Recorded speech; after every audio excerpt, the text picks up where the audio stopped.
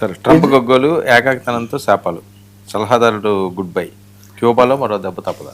అదే దీని కంటిన్యూషన్ లాంటిదే. ఇజ్రాయెల్ నిన్న ఒక ప్రకటన చేసింది, ఏమని, ఇదిగోండి, have one war with Iran but goals remain unset అంట.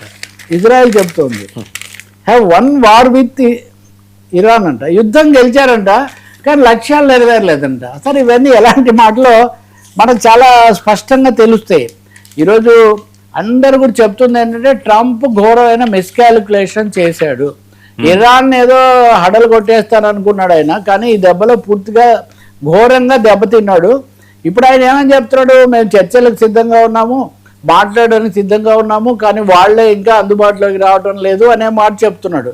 ఈ సమయంలో మీరు చెప్తున్నట్టుగా జోసెఫ్ కెంట్ అనే ఆయన యొక్క కౌంటర్ టెర్రరిజం విభాగం అధిపతి, అంటే టెర్రరిజాన్ని ఎదుర్కోవడం కోసం అని కదా ఇది, ఆ కౌంటర్ టెర్రరిజం విభాగం అధిపతి కెంట్ అనే అతను కూడా రాజీనామా చేసి, నేను ట్రంప్ మాటలు నమ్మాను, ఈయన నిజంగానే ఏదో శాంతి కోసం చేసి దేశాలు యుద్ధాలు ఆపుతాడని, కానీ ఇరాన్ మీద మేము దాడి చేయడానికి ఒక్క కారణం కూడా లేదు, ఇలాంటి యుద్ధంలో నేను పాలు పంచుకోలేని నేను రాజీనామా చేస్తున్నాను అన్నారు. నాటో కూడా ఆఖరికి, నాటో కదా అమెరికా ఆధ్వర్యం పూర్తిగా, అమెరికాలో అయితే నాటో లేదు, నాటో కూడా సమర్థించడానికి నిరాకరించింది. యూరోపియన్ యూనియన్ కూడా మేము యునైటెడ్ నేషన్స్తో మాట్లాడి చేస్తాం కానీ అమెరికా చేసి చెప్పినట్టుగా మేము చెయ్యమన్నారు. ఏకాకిలాగా నిలబడి ఉన్నాడు ఇప్పుడు ట్రంప్. ఒక విధంగా చెప్పాలంటే అంతర్జాతీయ రంగంలో పూర్తిగా ఏకాకైపోయాడు. భారతదేశం కూడా ఆ దాడులకు గురైన ఆ గల్ఫ్ దేశాలకు కొంచెం మద్దతు ఏదైనా తెలుపుతుందేమో కానీ ట్రంప్తో మేము రాబోవట్లేదు, పైగా మా వాణిజ్య ఒప్పందం కూడా వాయిదా వేసుకుంటున్నామని చెప్పింది. సో ఇప్పుడు విశ్లేషకులు చెప్తుంది ఏంటంటే టారిఫ్ వార్లో దెబ్బతిన్నాడు ట్రంప్, ఇప్పుడు ఇరాన్ వార్లో కూడా రెండో దెబ్బతిన్నాడు.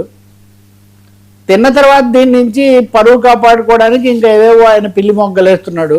అందుకోసం ఏదో సామెత చెప్తారే, వాళ్ళని తిట్టొద్దంటే వీళ్ళు అనుకున్నాను అన్నాడంట. ఇప్పుడు క్యూబాతో మాట్లాడే మొదటి అధ్యక్షుడిని నేనే అవుతానని క్యూబా మీద ఇప్పుడు చేస్తున్నాడు, క్యూబాను మేము దాడి చేస్తామని. సో క్యూబా అధ్యక్షుడు కూడా ఇప్పుడు ఫెడరల్ కాస్ట్రో క్యూబాలో ఇప్పుడు కాస్ట్రో లేడు కదా, ఆయన తమ్ముడు కూడా చనిపోయాడు, రాహుల్ కాస్ట్రో.